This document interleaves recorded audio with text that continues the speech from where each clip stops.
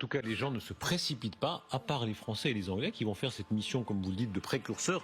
Regardez les réserves des Italiens, des Croates. L'Italie, c'est un pilier important de l'Union européenne. Madame Meloni, qui vient d'ailleurs de célébrer la plus grande longévité d'un gouvernement depuis un des 5 plus grandes longévités depuis le début de la République italienne. Par rapport à Lukashenko, il n'est rien. Ah oui, c'est vrai. Aucune participation nationale n'est prévue dans une éventuelle force militaire sur le terrain. La présidente du Conseil a souligné l'importance de continuer à travailler avec les États-Unis, la Croatie.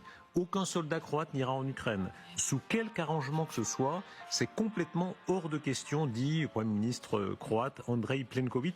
Et il y en a quelques autres comme ça, avec l'inconnu des Allemands. Au passage, il y a beaucoup de pays qui ne sont pas très pressés d'aller évidemment servir en Ukraine.